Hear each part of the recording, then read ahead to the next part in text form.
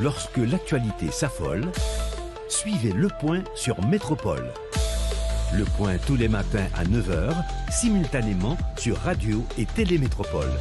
Reprise 1 h 30. Le Point est une courtoisie de la BNC, Banque nationale de crédit. Unipièce, représentant les batteries Bosch, Arcordia Shipping et Lisa Lotto.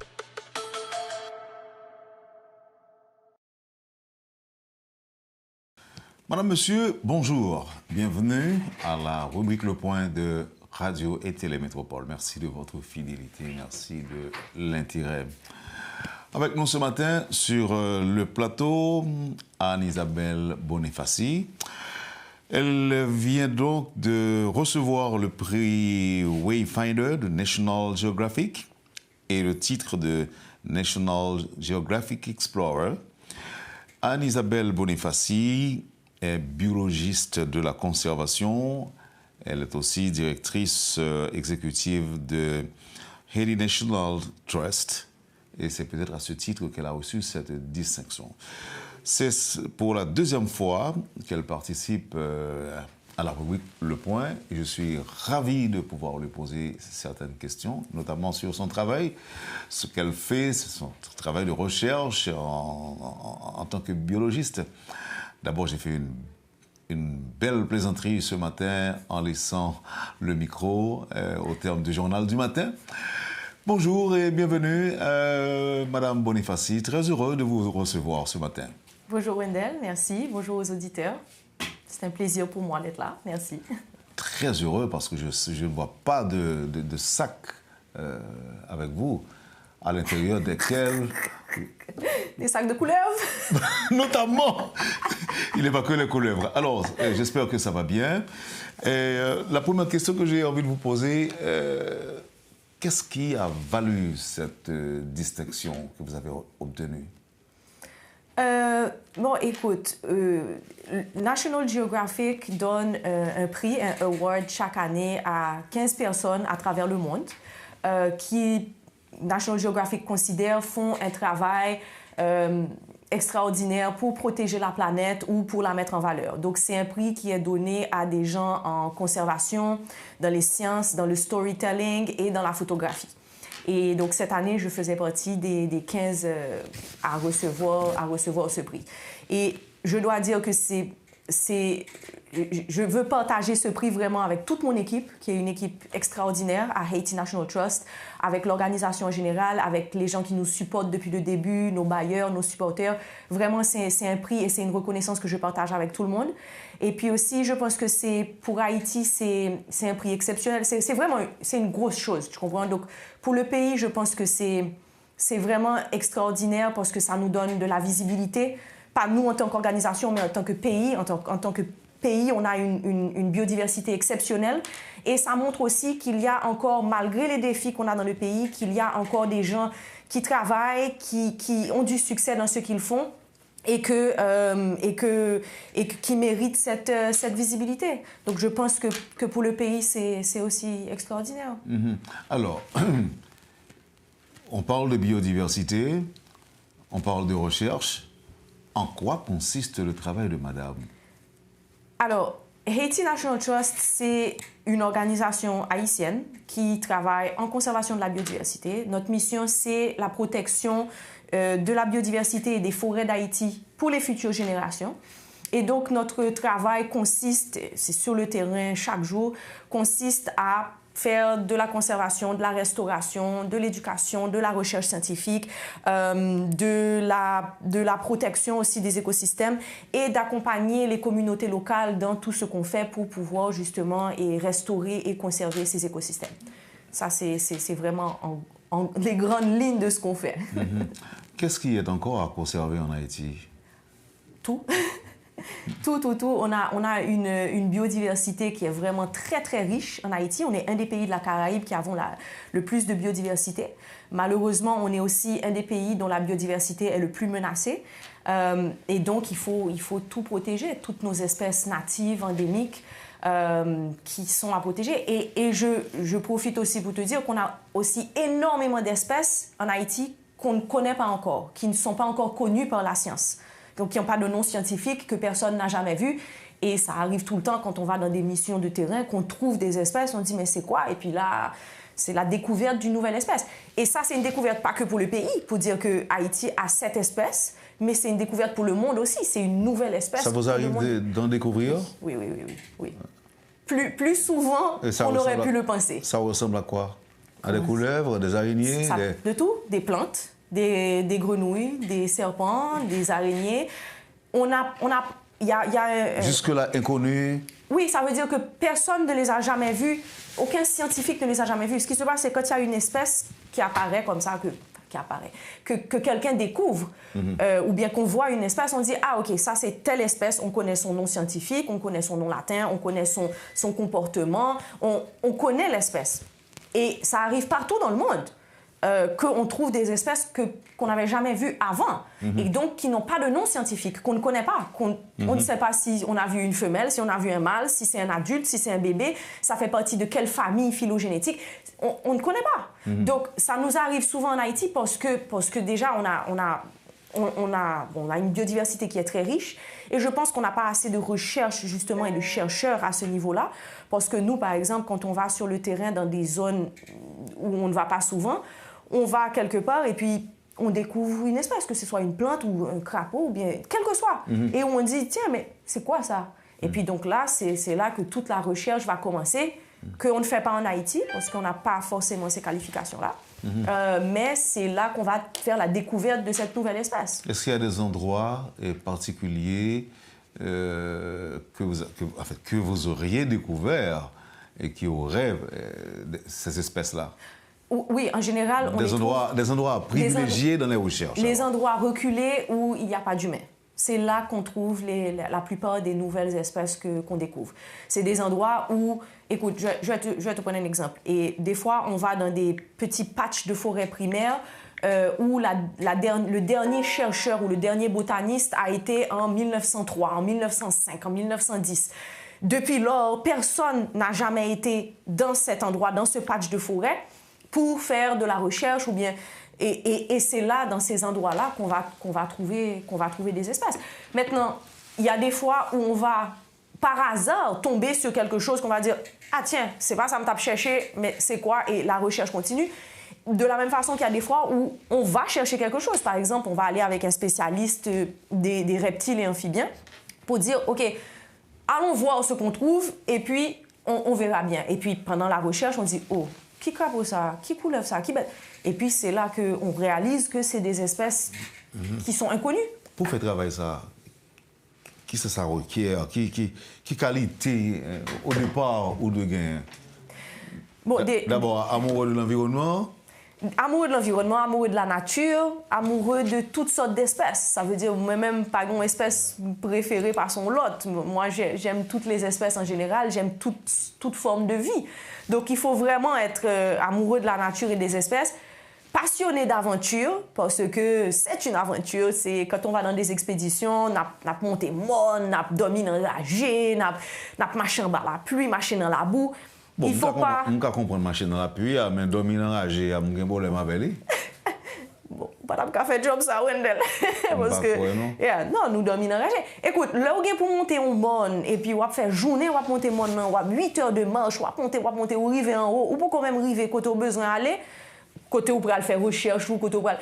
Et puis là, le soleil se couche, il faut aller dormir. Ou pas pour aller redescendre pour aller dormir, ou pour aller faire d'autres 8 heures de marche dans le fer noir pour aller dormir en bas pour retourner demain. Non, c'est pas comme ça que ça marche. Non, mais écoute, est-ce qu'avant nous aller, nous avons contact avec des paysans qui ont dit nous que, mais on va gagner nous là, bon, par contre, laisse ça, pas de caméra, pas de un téléphone portable pour dire que il y a des fait photo pour nous et puis vous voyez le C'est ça le problème, Donc, comment nous exister? Alors, il y a des fois, nous connaissons zone, nous connaissons gens qui restent dans zone, communauté locale, les paysans, et il y a des fois, nous avons contact avec eux, ils ont un smartphone, et puis ils connaissent, j'invente, que nous à la recherche de bête en particulier. Mais pour nous à la recherche de bête ou bien on plante, il faut connaître l'existait déjà. Donc, à ce moment-là, nous déjà avons des photos ou bien nous avons une idée de qui ça va rassembler. Là, ça nous montre, et puis même, là, et faire activité pendant la journée. Si yo well, là ça y a fait photo, voyez le ban nous. Mais pour une espèce qui est inconnue de la science, nous pas même connaît l'exister. Donc nous pas même qu'à dire nous à la recherche de tel bagaille parce que nous pas même connaît s'il existait. Et la plupart du temps, les découvertes qu'on fait de nouvelles espèces sont l'autre bagaille n'a cherché. N'a cherché on plante et puis nous pendant nous là n'a cherché on plante, nous on crape on nous dit tiens qui crape ça. Parce que c'est ça encore, pour faire job ça, faut qu'on connaisse biodiversité, faut qu'on plante, faut qu'on bête, crapaud, et toute qualité, même des insectes. Faut qu'on ait faut remettre tout. Faut qu'on ait et faut qu'on ait, faut remettre. Maintenant, moi, par exemple, je ne suis pas une spécialiste des insectes, des reptiles, des amphibiens ou quoi, mais j'ai une base sur la biodiversité par exemple, d'amphibiens qu'on a en Haïti, où j'ai une base sur la biodiversité de reptiles qu'on a en Haïti. Maintenant, cette base me permet de dire, l'homme rive en côté, je fais une photo, je vais un spécialiste pour dire, je vais confirmer l'espèce ça pour moi, c'est spécialiste qui dit, OK, ça c'est telle espèce, ou bien, quand on joue ça, parce que ça, inconnu. À ce moment-là, si par exemple, le spécialiste n'était pas avec moi ce jour-là, ce qu'on va faire, c'est qu'on prend les GPS de la zone, on sait qu'on va revenir avec les spécialistes pour venir rechercher cette espèce, prendre des spécimens, faire plus d'études, faire plus d'analyses, regarder un petit peu qui type d'environnement, à qui le nous joignent. Parce que ça aussi, c'est des choses importantes. Ça veut dire, je prends des exemples de bêtes, mais pour les plantes, c'est la même chose. Il y a des plantes que fleurs, c'est la nuit seulement l'ouvrir. Mais ça, c'est des informations qu'il faut qu'on ait pour qu'on ait, OK, il faut me retourner le fait noir pour nous faire photo, pour nous well. Ou bien, il y a des fois il y a des plantes, c'est une fois par année, pendant une semaine seulement, que la fleur va fleurir, le reste de l'année ou pas pour elle. Donc, il faut qu'on ait information ça pour dire, OK, n'a pas retourné dans la zone à tel jour, tel genre, pour nous aller chercher, parce que si nous allons pendant l'IPA à faire fleur, nous ne pouvons pas jouer. Est-ce que tu vois? Donc, tout ça, c'est des informations qu'il faut savoir. Donc, pour revenir à ta question, qu'est-ce qu'il faut? Je pense qu'il faut vraiment avoir un amour de la nature, une passion pour ça. Et puis, ne pas se décourager facilement parce que ce n'est pas un travail facile. Et c'est pour ça que nous, on a une équipe de passionnés, absolument passionnés par leur travail et que c'est un plaisir. Qui se ressemblent, ça semble. Qui se ressemblent, ça semble. Non, mais des fois, tu sais, il y a des gens qui vont dire « j'aime ça en théorie, mais en pratique, monter mon nom, pas trop sous ça ». Et pourtant, tu vois, nous, on a une équipe vraiment, c'est des passionnés. Donc, c'est si vous voulez, à la faveur de travail ça que Haiti National Trust a fait, qui fait que vous bénéficiez de distinctions ça. Oui, c'est ça. C'est que c'est pour le travail de conservation et de restauration qu'on fait en Haïti dans un contexte aussi difficile qu'ils ont jugé que ça valait la peine et que c'était nécessaire aussi parce que, écoute, notre biodiversité est tellement menacée que ça peut décourager beaucoup de monde aussi, tu vois. Donc, le fait qu'on soit là, sur le terrain, nous just pas by vague, nous continuons à brûler chaque jour, quels que soient les défis, les menaces, etc., nous just pas n'abgouin. Donc, ils ont vu que ça méritait cette reconnaissance internationale. Et je suis honorée. Maintenant, ça vient aussi avec une grosse responsabilité. Ça veut dire que... Qu'on doit continuer. Faut continuer. Nous pas bien intention, j'aime et quitter ça, mais faut continuer et c'est comme s'il y a plus de pression parce que maintenant, on est un petit peu plus sous le feu des projecteurs. Donc, il y a plus de... Tu sais... Mais je dois dire que ça nous permet aussi d'avoir une visibilité internationale où, par exemple, il y a il y a des organisations, des bailleurs, des gens qui, depuis autant d'Haïti, Haïti, ok, changer la chaîne, changer le sujet. Parce que la seule chose qu'ils connaissent d'Haïti, c'est ça nous donne dans les nouvelles. La plupart du temps, c'est les élections, les gangs, la situation, les crises, etc. Mais Haïti, c'est pas ça. C'est tremblement de terre tout. Exactement. Et bon, c'est ce que j'ai dit d'ailleurs dans mon speech et quand j'ai reçu le award, c'est que la plupart des gens, quand tu leur dis le mot Haïti, qu'est-ce qui leur vient en tête? La pauvreté, les tremblements de terre, les gangs. Et pourtant, c'est pas ça Haïti. C'est bien plus que ça. Et c'est pour ça que ce award, je pense, permet de mettre un spotlight sur Haïti pour qu'on le voit d'une autre façon, changer le narratif autour de notre pays pour montrer aux gens qu'on a une biodiversité qui est extraordinaire, que oui, il y a des crises, mais qu'il y a des gens sur le terrain qui sont qualifiés, qui font le travail, et donc ça nous donne une crédibilité en tant que pays aussi, tu vois? Alors, dis-moi, qui action il est vrai que distinction va l'encourager dans notre travail, non, mais est-ce que sur le terrain, il y a des actions concrètes que nous menons pour restaurer les forêts, protéger les espèces menacées et préserver les sites naturels? Est-ce que nous faisons? Deuxièmement, est-ce que nous avons moyens pour ça tout? Oui, alors, bien sûr. Alors, nous, il faut savoir que notre travail sur le terrain est très concret. On passe notre temps sur le terrain et on fait vraiment... Bon, notre travail a plusieurs volets, mais on parlait tout à l'heure d'expédition, etc., de recherche scientifique. Ça, c'est un des volets, un des aspects de notre travail, parce que apprendre à connaître notre biodiversité nous permet de mieux la protéger. Donc déjà, on a toute la partie scientifique sur le terrain, de mission, d'expédition, etc. Et puis après ça, il y a toute la partie restauration et conservation. Donc, par exemple, je vais prendre un exemple, le Parc national Grand Bois, dans lequel on travaille, on a des pépinières de plantes natives et endémiques qu'on maintient, qu'on entretient, qu'on va utiliser ces plantules, pour la reforestation. Donc, on fait de la reforestation avec ces espèces natives et endémiques qui viennent de la zone qu'on est en train de restaurer. Donc, on produit des plantules, on fait de la reforestation, on retire aussi les espèces invasives, ce qui est quand même très important et on ne parle pas assez parce qu'il y a énormément d'espèces invasives en Haïti qui affectent les écosystèmes, qui affectent les espèces natives et qui causent beaucoup de dégâts. Donc, on a tout cet aspect sur le terrain de retrait des espèces invasives et puis aussi la protection, qui est un gros élément de notre travail parce qu'il y a toute la partie restauration où tu vas avoir un environnement, un habitat qui est dégradé, qu'il faut restaurer. Et il y a toute la partie protection parce qu'il y a encore en Haïti des patchs de forêts primaires qui abritent le reste de notre biodiversité exceptionnelle qu'il faut protéger, qu'il faut préserver pour éviter que ça se dégrade et qu'après ça, on est... D'ailleurs, tu sais, ça coûte beaucoup plus cher de restaurer un habitat que de protéger un habitat. Donc on a aussi cette protection-là qu'on fait avec ce qu'on appelle des gérants on peut appeler ça aussi des gardes forestiers, mais c'est des gérants qui sont formés pour ça. Et puis aussi, on travaille aussi avec toutes les données scientifiques qu'on a. On aide le gouvernement à déclarer des aires protégées. Donc, on partage ces données avec eux. On leur dit, écoutez, il y a telle zone qui t'a mérité en déclaration d'aires protégées. Donc, par exemple, en 2015, on a aidé à la création de 3 parcs nationaux qui sont le parc Grand Bois, Deux-Mamelles et Grande Colline. Donc, on travaille aussi avec le gouvernement là dans ce sens et avec l'ANAP aussi, qui est l'Agence nationale des aires protégées, dans la cogestion de certaines zones protégées. Mm-hmm. Donc concrètement, on est tout le temps, notre travail, c'est un travail de terrain constant. Mm-hmm. Et distinction, ça, est-ce que l'il est accompagné d'un petit bagage qui a encouragé nous plus? Oui, alors... Livin avec un petit cob, c'est pas beaucoup, mais honnêtement, c'est vraiment mieux que rien parce que dans ce travail, chaque goutte compte.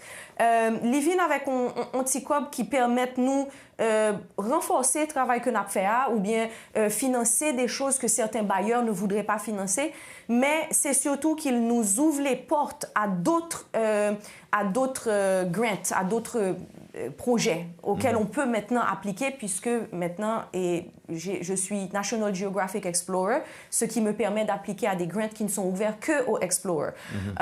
Donc, ça vient avec ça.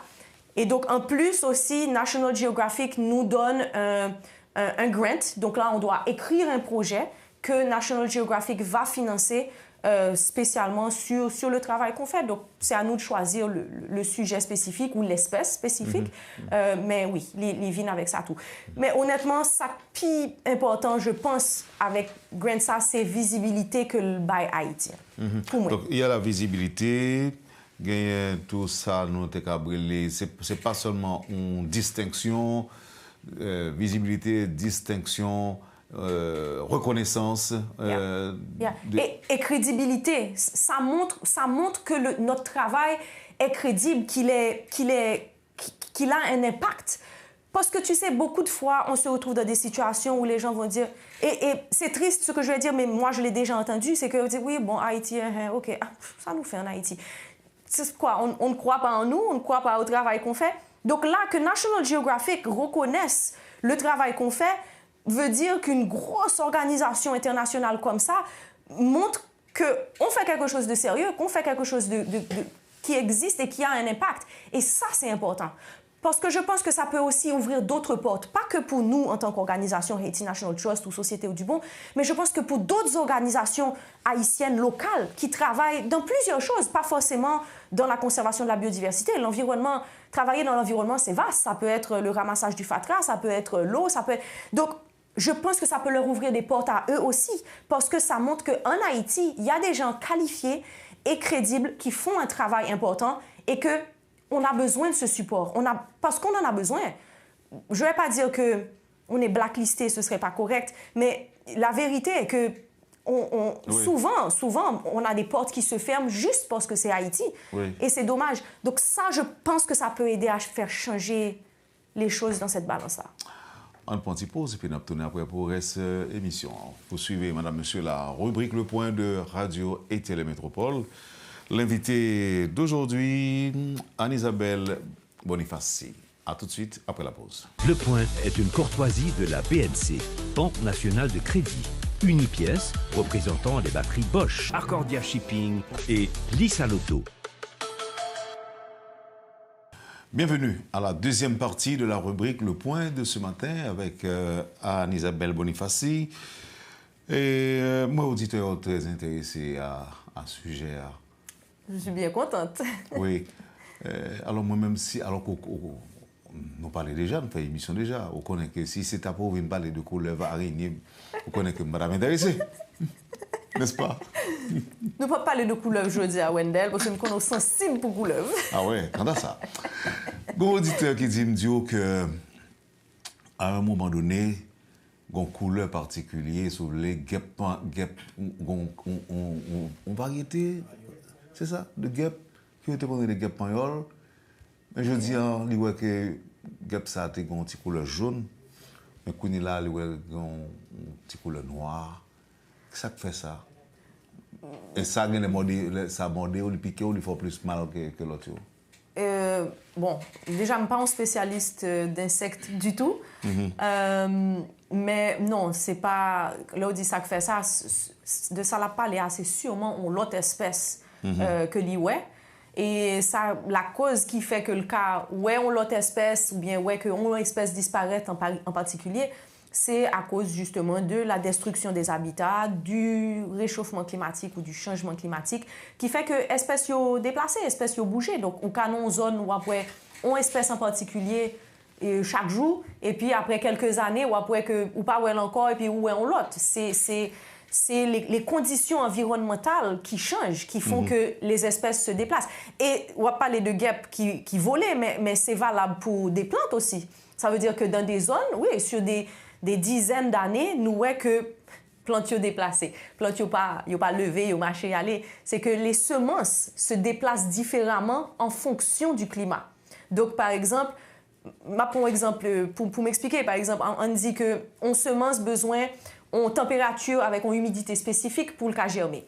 Et la plante va disperser ses semences, mais toute zone, par exemple, en bas du monde, où température avec humidité changée à cause de réchauffement climatique, n'est pas favorable à la germination. Donc, toutes les semences qui sont dans une zone favorable, il y a germé. Donc, sur des dizaines et des dizaines d'années, sur des centaines d'années, sous-garder data, ou après que plantio déplacé, ça veut dire l'espèce change de niche, change pas d'habitat, mais il change de zone à cause des conditions et de l'environnement.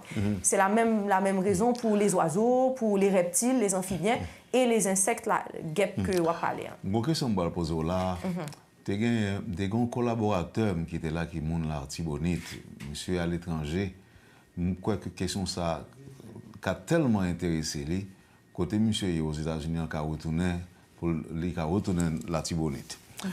C'est une auditrice qui dit que les besoins qu'on éclairer lanterne sous ça. Le long de la rivière de l'Artibonite, il y a une recrudescence de couleuvres très longues et de différentes couleurs. Comment expliquer ça? Pour qui ça augmentation ça? Bon, déjà, je ne sais pas de qui couleuvre la parler, je ne sais pas où est photo, je ne sais pas qui espèce liée, est-ce que sont espèces natives, est-ce que sont espèces invasives. Mais Et je vais prendre l'exemple de l'artibonite et je vais regarder moi si je vais essayer de répondre à une question auditeur. C'est que situation insécurité pays et affecter en pile zone, l'affecter monde mais l'affecter environnement tout. Il y a des zones que moun yo déserté zone nan. Donc la nature reprend ses droits et l'environnement change. Bête retourne. Bête retourne, il y a des espèces natives qui reprend, il y a des espèces invasives qui prend le dessus et donc ou ka ouais que il y a des zones qui viennent plus de certaines espèces que ailleurs parce que justement pas de monde là encore. Donc, est-ce que le cas de cette auditrice, c'est la même chose? Je ne sais pas, je n'ai pas assez d'informations ou de data à ce sujet. Mais si c'est une espèce native de couleuvre qu'elle a vue, de serpent qu'elle a vu, pardon, c'est une excellente nouvelle. Moi, je connais ou pas mais couleuvres, moi je connais. Mais les couleuvres, les serpents sont extrêmement importants pour les écosystèmes. Et les écosystèmes sont importants pour la vie des humains. Donc, par déduction logique et mathématique, nous avons besoin de couleuvres pour nous survivre. Non, je connais les amis qui ont là, je connais nous besoin de couleuvres parce que le manger. Non, Wendell, ce n'est pas pour manger. Nous avons besoin pour l'environnement.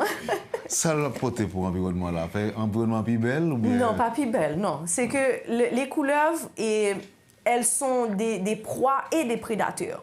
Donc, elles sont des prédateurs pour plusieurs petites espèces. Donc, elles contrôlent les populations de certaines espèces, que ce soit des rats, des endolites, des crapauds et autres. Et ça, c'est important parce que cette balance au niveau des populations dans la nature est importante pour l'écosystème. Elles sont aussi des proies, ou les oiseaux, Wendell, ou les belles oiseaux. Les oiseaux, il y a pile d'oiseaux qui mangent les couleuvres. Donc, ils sont aussi des proies pour certaines espèces d'oiseaux et d'autres animaux. Donc, sous retirer tout. On parle de gros oiseaux, tant que aigle et la tri qui a mangé. Non, mais même des petits oiseaux qui mangent des bébés couleuvres. Donc, il y a de toutes les tailles dans la nature. Donc, ils sont des proies et des prédateurs et c'est eux qui permettent de mettre une balance ça dans l'écosystème. Sous retirer couleuvre, on va débalancer complètement l'écosystème et on peut arriver à une catastrophe environnementale. Donc oui, c'est très... Donc, si vous avez le choix entre un côté un pile bête, toutes sortes, et un côté pas gain bête en pile, j'en dis, on va choisir côté en pile bête. Moi, personnellement, oui, à l'aise. Pour être 100%, carrément. Longtemps. OK. Yeah. Vous va j'aimerais une petite visite là, non?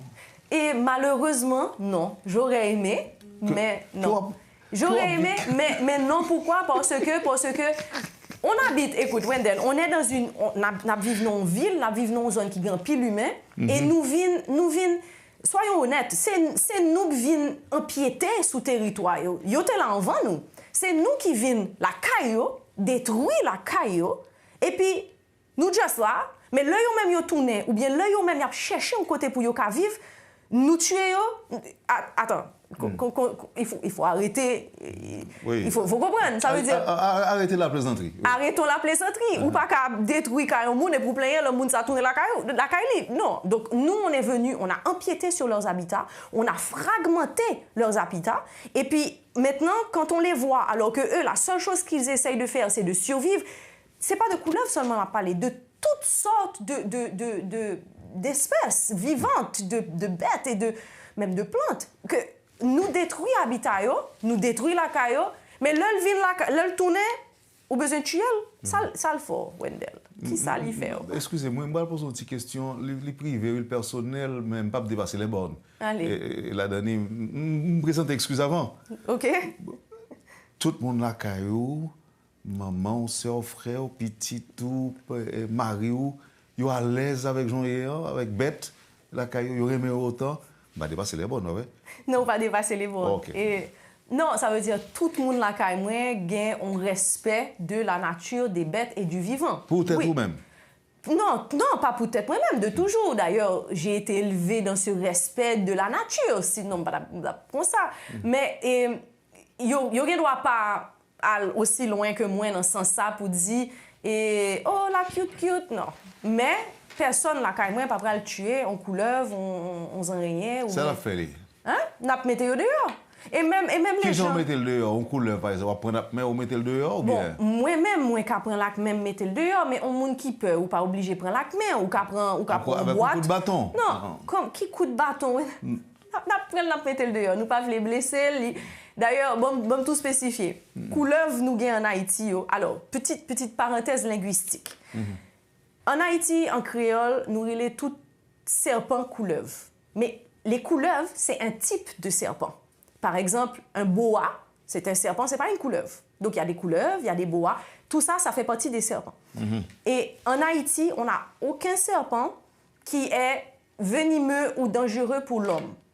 Les seuls qui ont un peu de venin, c'est les couleuvres. Par exemple, les boas n'ont pas de venin. Ce sont des couleuvres. Et les couleuvres, leurs dents, qu'on appelle des crochets, qui injectent le venin, on va dire ça comme ça, sont jusqu'au fond de leur bouche, au lieu de devant, comme on pourrait penser avec les cobras ou les vipères, que leurs dents sont devant. En Haïti, nous pas bien ça. Leurs crochets sont jusqu'au fond de leur bouche, et pour que le venin sorte, il faut y mâcher. Mâcher, ce qui n'est pas le cas.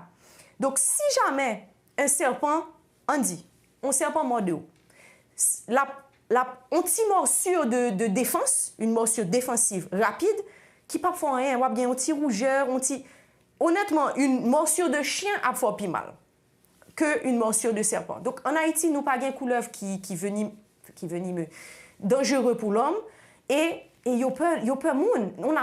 Nos serpents ne sont pas agressifs du tout. Depuis yo moun y a courir aller.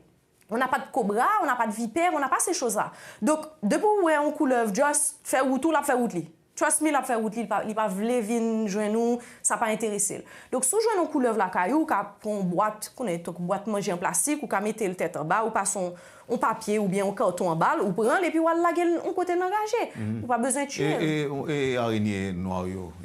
Et bon, nous m'te konn ouais en pile là-dedans yo. Moi, ouais, ça fait quelques jours pas ouais yo. De moins en moins. De moins en moins à cause encore de la destruction de l'habitat, même sûr là toujours.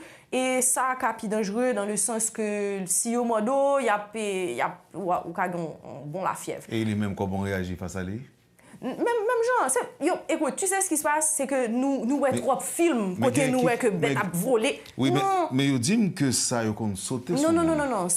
Gros crabe araignée ou parler, il pas sauter, il juste là. Non, il kon virer sous dos. Et puis il paraît pour voler sur. Non. Ça c'est dans les films National Geographic en Amérique latine, en Amérique du Sud. Non, yo pas moi pas jamais ça en Haïti. Bon, dites-toi que dit et les mille pattes. Non, les mille pattes, il y a peut-être des espèces qui peuvent piquer, mais c'est pas dangereux non plus. Et encore, toute espèce ça yo super important pour l'écosystème, non? Yo important pour le sol, yo important pour l'autre bête. Oui, ils sont des important pour la caille moi. Mais Wendell, c'est où qu'elle la caille? Non, il va pas dire. C'est où qu'elle la caille? Donc, tu comprends? Et auditrice qui te pose une question par rapport à le fleuve Artibonite là. Il dit d'abord oui merci non pour répondre sur lien mais il dit pas chercher photo, il a voyé au bas où. S'il vous plaît. Il ouais yo kon ouais sous pied bois et parfois yo kon sous pied bois tombe à terre. C'est peut-être des bébés. Des fois, il y a des bébés qui montent, qui sont sur les arbres et qui tombent. Mais s'ils sont sur les arbres, c'est une espèce arboricole. Je pense que c'est comme ça qu'on dit en français. Et si c'est pendant la journée ou pendant la nuit aussi, c'est différent. Il y a des espèces diurnes ou nocturnes. Mais en photo, vidéo, c'est très intéressant parce que vraiment, t'as remarqué qu'on est qui espèce liée et pour nous identifier. Et puis, s'il dit que notre zone, si nous avons un nom ou bien GPS zone dans tout, c'est très intéressant pour nous faire plus de recherche sur lui. Parce que ça prend information sur l'état écosystème. Donc, tu sais, ce genre d'information que cette auditrice donne, ça s'appelle du citizen science. C'est quand les citoyens partagent ces informations-là. Et il y a des plateformes qui existent avec des applications sur le téléphone où les citoyens partagent ces informations. Par exemple, il y a pour un oiseau, il y a pris une photo, il y a dit, moi, ouais, tel oiseau, tel jour, tel lune dans telle zone. Et quand tu as des millions de personnes qui font ça... Est-ce que ça n'a pas besoin de travail d'éducation? Parce que, soit dit là, Madame Boniface, attendez, bon Dieu, moi-même, je levé un côté en dehors. C'est un moment, chaque jeune garçon, c'est festival qui est sorti avec eux à tuer les oiseaux. OK? lorsque l'on commence à commencer à un fusil de chasse maintenant, on va aller puis gros oiseaux. Mais réflexe ça pour faire photo, ça va besoin d'autre éducation? Écoute, peut-être qu'une éducation spécifique a aidé, mais dans un pile pays dans le monde, il y a un pile citoyen qui fait ça. Maintenant, est-ce que c'est parce qu'ils ont une éducation spéciale ou est-ce que c'est juste parce que la nature, ça les intéresse? Mais en tout cas, qui ça le couteau pour ouais on bête ou fait photo et puis ou upload li sous Aplan et puis on dit moi ouais telle bête dans telle zone, tel jour. Nous maintenant, ce qu'il faut comprendre c'est qu'en science, plus l'échantillon est grand, plus on a de données, plus on est capable d'interpréter et de comprendre ce qui se passe. C'est pas un grain de monde qui a voyé un grain de bail, on joue que n'a bien assez de données. Mais citizen science, son bagage qui est très important encore plus dans un pays comme Haïti où on a besoin de plus de chercheurs et on a besoin de faire plus de recherches, si nous avons des millions d'informations de ce genre et que nous upload, nous photos, nous GPS, et nous avons plus d'informations sur l'état des habitats, l'état des populations, comment ces populations bougent, s'ajustent et migrent, par exemple. Donc ça, c'est des informations qui sont très, très, très intéressantes et que j'encourage les auditeurs à partager s'ils en ont. Qui résultat marquant que nous joignent alors, on va parler d'organisation, là, malgré le contexte particulièrement difficile là. OK, donc, nous t'ai dit ça tout à l'heure déjà, c'est que, par exemple, en 2015, nous créons 3 parcs nationaux. Donc, ça fait partie vraiment c'est un des volets du travail qu'on fait. Mais aussi, par exemple, en 3 ans, nous plantons 360 000 plantules, donc arbustes de plantes natives et endémiques, dont un pile là-dedans menacé. Et dans le parc national, Grand Bois, entre autres, nous produisons des dizaines de milliers de plantules. Et d'ailleurs, nous commençons à voir des signes positifs de cette restauration des écosystèmes. On voit le retour de certaines espèces, on voit une régénération naturelle des forêts, une amélioration de la qualité de l'eau, etc. On a redécouvert beaucoup d'espèces qu'on croyait qui étaient disparues ou très rares, ce qui est quand même exceptionnel. On est aussi en train de faire la découverte de nouvelles espèces, comme nous t'avons dit, nous fait commencer, de nouvelles espèces pour la science. Et on a plusieurs programmes de conservation pour des espèces en danger critique d'extinction. Nous avons des équipes permanentes que c'est des gérants, j'en ai dit garde forestier, gérants, des techniciens de terrain qui issus des communautés locales. C'est des gens des communautés locales que nous formons au métier de la conservation. D'ailleurs, 40% de notre équipe, c'est des femmes. Donc ça aussi, c'est un résultat concret à célébrer. Et puis c'est ça, nous vraiment éduquer, former, sensibiliser des centaines de membres de la communauté locale à la restauration, la conservation, la gestion des pépinières, le suivi de la biodiversité, etc. Grâce à la protection aussi, n'a réduit pression sous écosystème grâce à la patrouille que gérant yo fait, sensibilisation avec communauté locale, surveillance. Mais moi, je pense que notre plus grande réussite, c'est qu'aujourd'hui, c'est vraiment le support des communautés locales qu'on a. Et c'est eux qui ont protégé les forêts. Ça veut dire c'est ces mêmes personnes qui coupaient les arbres il y a 50-10 ans qui aujourd'hui protègent les forêts. Et ça, pour moi, c'est une très belle réussite, surtout dans le pays dans lequel on vit. Donc, je pense qu'on a peut-être une réussite peut-être plus humaine que écologique. Maintenant, l'écosystème, ça prend tellement de temps à se restaurer qu'en termes d'écologie, on aura d'autres résultats. Mais... Malheureusement, nous pourrons le finir, mais tellement de questions que vous avez posées. Par exemple, il y a une auditrice qui dit comment nous devons gagner des dizaines et des centaines d'Anne Isabelle dans le pays. Où peut-on former des jeunes en Haïti et quid de la biodiversité marine? Alors, Haiti National Trust, nous travaillons de la montagne à la mer, donc nous t'as supposé tout faire biodiversité marine. Le problème, c'est que par manque de fonds et manque de financement, nous pouvons pas un projet dans biodiversité marine. Donc, moi, pas assez de données sur ça pour me partager, mais la situation de la biodiversité marine est la même que la biodiversité terrestre. Ça veut dire qu'il y a beaucoup d'espèces qui sont menacées. La différence, c'est que dans tout ce qui est marin, espèces qui ont migré à l'autre côté, dans les eaux territoriales d'autres pays. Donc, ce n'est pas des espèces qui n'existent que chez nous. C'est des espèces marines qui peuvent être natives à la Caraïbe, mais que la plupart du temps, d'autres pays peuvent avoir ces espèces-là, qu'il faut quand même protéger parce que je sais qu'il y a plusieurs espèces. Par exemple, on a mis des tags satellites sur les espèces pour pouvoir tracer leur migration à travers la Caraïbe. Et puis, ouais, que tout va très bien, mais que l'œil arrivé en Haïti, pouf, il disparaît.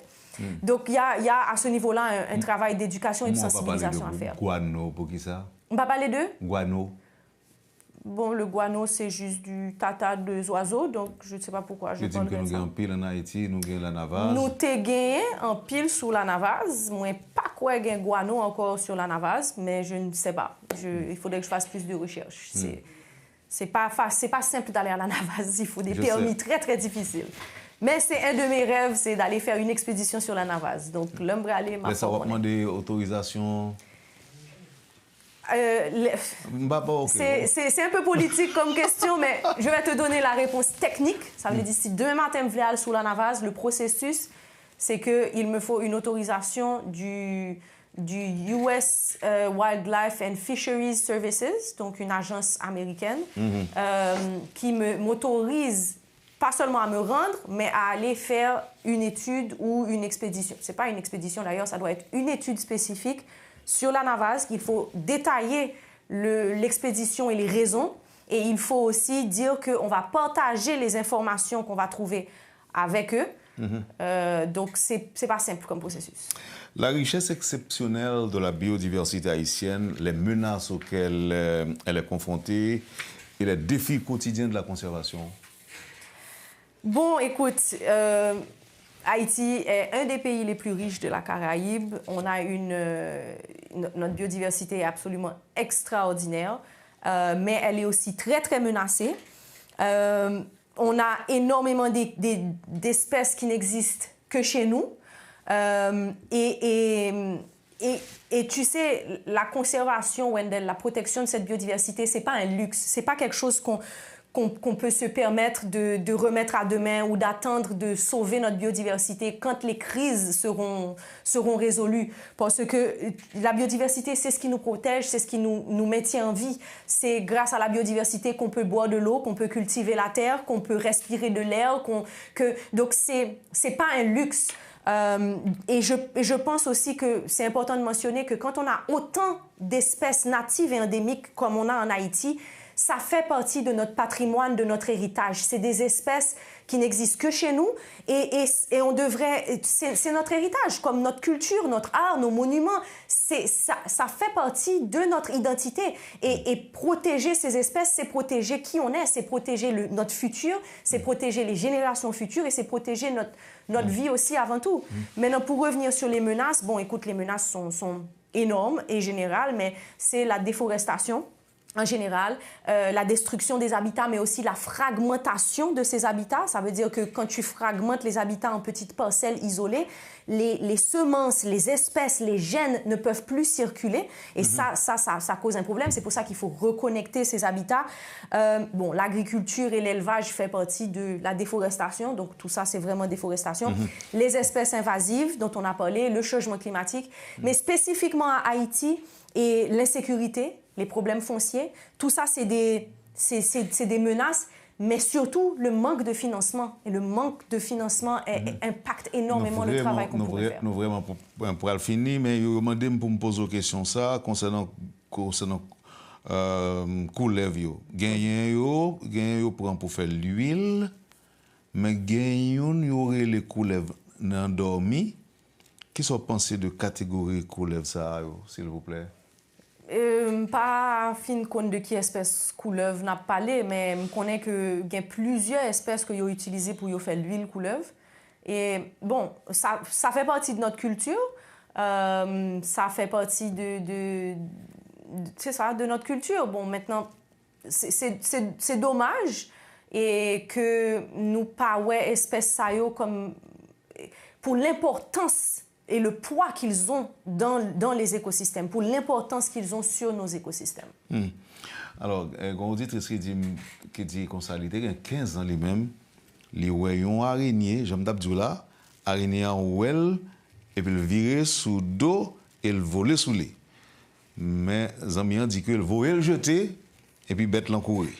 Il a environ 15 ans de ça. Eh bien, je remercie que le pas tué, que le voyait le jeter et que bête l'encourir parce que, tu sais, Wendell, moi connais et moi comprendre pour qui ça, on monde qui a peur, pour qui ça, on monde pas taré, mais on bête spécifiquement, moi comprendre, d'accord. Pas moi des moun al kembe bête couleuvre la caillou, non. Ce que je veux que les gens comprennent, c'est que bon, premièrement, yo étaient là avant nous et nous venons détruire la caillou. Mais surtout, yo tellement important, toute espèce important pour l'écosystème nous yo. Si nous détruisons, si nous tuons, si nous continuons à faire ça, là, c'est nous-mêmes qui pourrons souffrir. C'est nous-mêmes qui juste pas vivre encore. Parce que toute espèce ça, yo, même là nous pas aimer, yo important pour l'écosystème non? Et écosystème en santé, c'est lui qui nous la vie. Donc, pourquoi les tuer? Oui, mais quel côté, par exemple, c'est désert qui gagne, pas de bête. Pas de bête dans le désert. Il y a des bêtes spécifiquement désertiques. Chaque bête, que ce soit des plantes, que ce soit des champignons, que ce soit des indolites, que ce soit... Non. OK, pas de problème. Merci pour la réponse. L'autre auditeur qui dit que le pipère araignée, ça nous les araignées, pipère araignée noire que couleuvre. Je comprends encore. Je comprends, mais pas du quitter et araignée en la caille. Juste prendre, mettez-le dehors. Mettez-le loin, mais nous pas besoin de tuer. Tu comprends? Ça veut dire encore, on moun vin la caille, le craser caille, la vivre là-dedans, et puis ou même là où paraît, yo tuer. Non, yo t'es là avant nous. Maintenant, il y a peut-être un niveau d'éducation à avoir, mais encore, on pas dit moun yo quitter bête là. Non, moi chez moi, si moi on bête, m'a mettre le dehors, même pas tuer. C'est ça que je veux qu'on comprenne. Nous pas. On dit que tu es punaise. Mais les punaises aussi ont leur rôle à jouer. Wendell, je vais aller plus loin avec toi. Les moustiques ont leur rôle à jouer aussi dans l'écosystème. C'est des pollinisateurs importants. Écoute, encore... Alors, on va dire que punaise ravette utile. Yo utile. Yo c'est une source manger l'autre bête. Tu sais, tout est relié, tout est une chaîne, tout est interrelié, tout dépend de l'un et de l'autre. Donc, oui, yo tout des rôles pour yo jouer. Maintenant encore, c'est pas parce que nous pas aimer yo que yo pas important pour l'écosystème. Anne-Isabelle, nous comprenons l'auditrice qui se dit tout à l'heure.